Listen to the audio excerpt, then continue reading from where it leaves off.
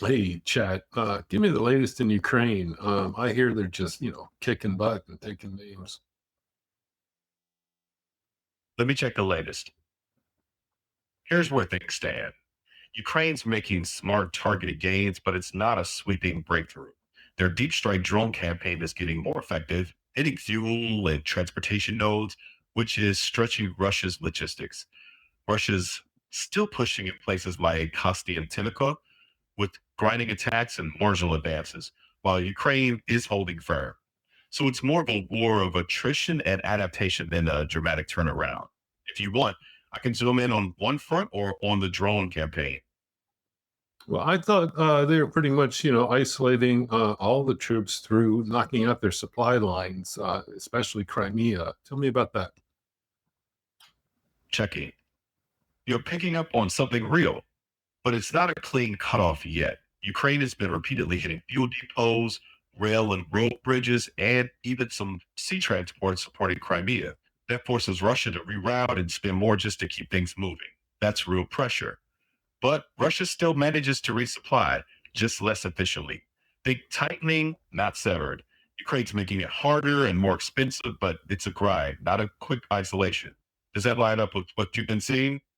I don't know. It seems like they got widespread gas shortages, don't they?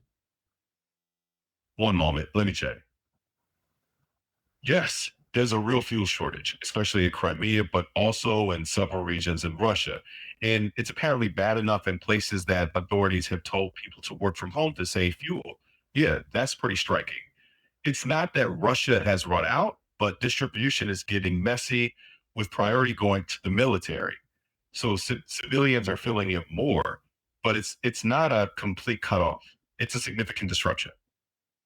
Yeah, but if all the refineries are burning, it's going to eventually be a complete cutoff, don't you think? Checking.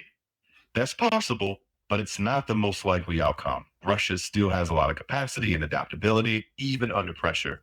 What seems more likely is a long grinding squeeze, higher costs and inefficiencies rather than total collapse. Total collapse would require a sustained months long campaign with limited Russia workarounds, which isn't guaranteed. Right now, it's a real strain and a notable success for Kyiv, but not a knockout blow.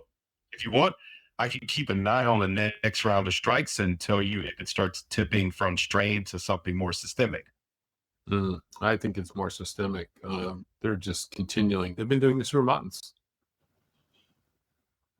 I'll double check. That's a fair point. It's starting to feel more systemic than it did a few months ago. Sustained strikes, widespread shortages, economic ripple effects, that is beyond tactical harassment. So, systemic strain, yeah. System collapse, not yet. Russia's still managing to adapt enough to keep military operations going. The strategic impact may build, but it's still unfolding. If you want, we can track a couple indicators of that shift. Things like persistent frontline supply disruptions or documented drops in operational tempo. Mm. Thanks for the update.